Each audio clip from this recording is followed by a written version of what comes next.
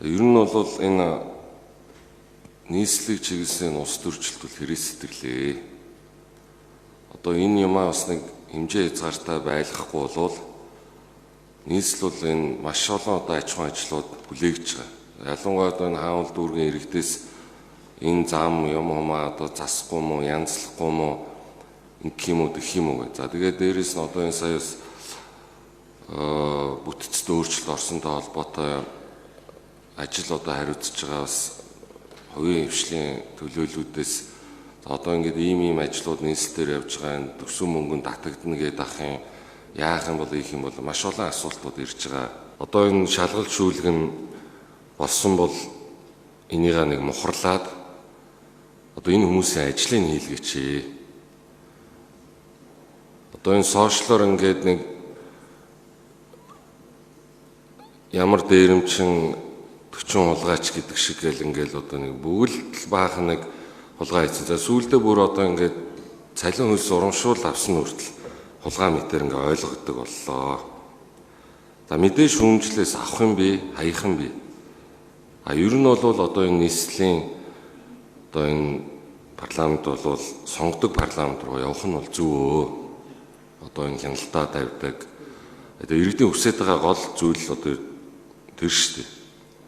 Тэгэхээр энэ давхар одоо ажил албан тушаал зайлшгүй хаших шаардлагатай цөөн хэд хүмүүс нь хашаад за дийлэн голонх нь бол энэ давхар ажлуудаа бол хөсөн зүг баха. За тэр туз уцтай орж хяналт тавих асуудлууд бол иргэдийн одоо зэвүүцээд байгаа юм нь бол баахан тэнд ороод цалин мөнгө аваад илүү одоо хангамж идлээл ингээл байна гэж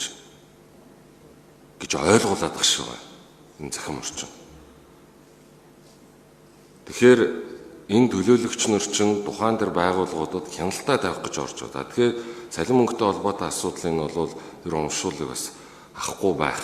За тэгээд бага тоогоор энэ туз уцтай холбоотой ингээд ер нь энэ системийнхаа өөрчлөлтийг цаг нь болсон бахуу. Тэгээд тэр одоо холбогдох хуулиудад өөрчлөлтөө оруулаад одоо иргэд бол дийлэнх нь мэддэггүй юм байлээ шүү дээ. Энэ төлөөлөгч гэдэг чинь яг албан ёсны цалин байхгүй шүү дээ.